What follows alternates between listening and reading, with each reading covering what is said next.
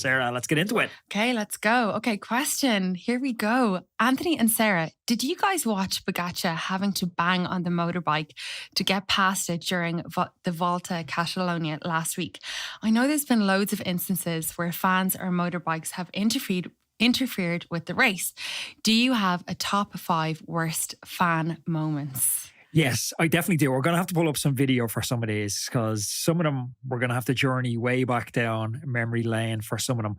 Okay, Sarah, first up, I want to talk about this one is absolutely hilarious. I remember watching this on the TV in disbelief. I was picking up my phone for anybody who would answer. I was like, do you see what's going on in the Tour de France? It's absolutely insane. Right, let's check this out. Watch this. It's Chris Froome. So this is Richie Porte coming up. The crowds are insane as they always are on Ventoux. Motorbike hits the brakes. Richie Porte goes into the back of the motorbike and then it just turns into nonsense, absolute farce like we've never seen in cycling. Froome goes into the back of Richie Porte, his bike breaks and he sets off jogging up Ventoux. Oh my God, it's actually crazy.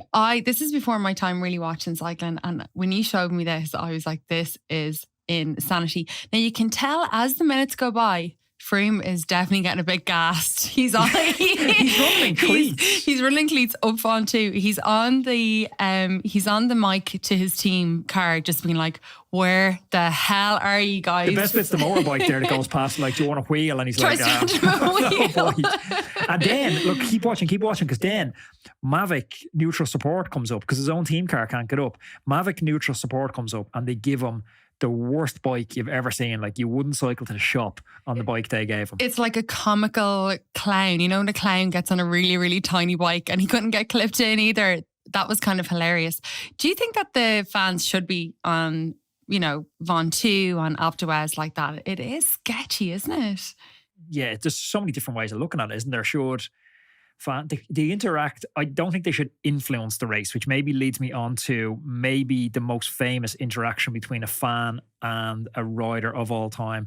It's 1975. It's Puy de Dôme, Eddie Merckx, and he gets gut punched, for want of a better word. He gets sucker punched. Yeah, sucker punched. Somebody just straight out, no messing, and just straight into him. It's just awful, frightening. Yeah, and you are that close to maniacs is the thing. You are. So, look, you don't like to see riders get punched. Obviously, that's 1975. We haven't had that many bad instances. I know we're going through 5 of them here, but we haven't had that many bad instances. I don't think it's bad enough to stop the fans being up close and personal, because we run Alpe d'Huez and that's kind of what makes cycling magical. You get that close to the fans. Yeah, I agree. And that Eddie Merckx one, that was very deliberate. I mean, the guy literally socked him one, whereas the rest of the incidents with fans or motorbikes aren't deliberate. They're a lot of stupidity, I think, from fans, or not taking care. Of course, you've got phones now, so everyone's taking videos while watching the race going up. So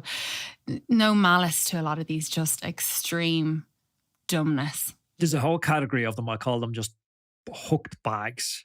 There's no malice at all, but people just not understanding that the handlebars go that close, and if you have a strap off a bag, there's potential for that strap off a camera. This probably isn't in everybody's top 5, but just because we were there on Alpe d'Huez that day, I wanted to throw it in. Vincenzo Nibali on Alpe d'Huez, the day we were there, don't know how sober I was. I was definitely pretty fatigued. Not at all sober. I can vouch for that. Dressed in just green, white and orange body paint, sprinting up the middle of the road. There's an image. Anyone who wants to pay for that, to get that image, I can send it to you. You were drinking warm beers out of a backpack all day. But it wasn't you who hooked this Nibali passing by. No, it certainly wasn't me. No, I wouldn't be showing my face if it was. Nibali got hooked by a fan accidentally. He went down. He broke his vertebrae, it turned out. A fan pretty aggressively tried to put him back on his bike. Never a great idea when someone has a broken vertebrae. I'm sure their intentions were good. Nibali went on to finish that stage. I'm going to say 7th, if my memory serves me that day, which is pretty amazing considering he had a broken vertebrae.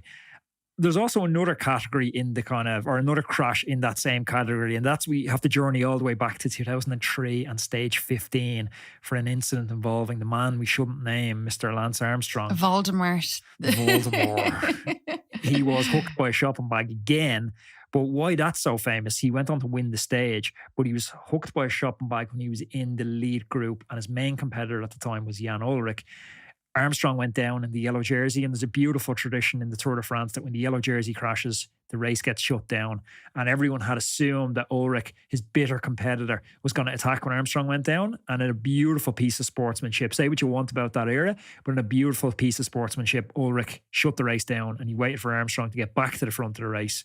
So if you like this video, you should definitely check out this video because I know you're going to love it.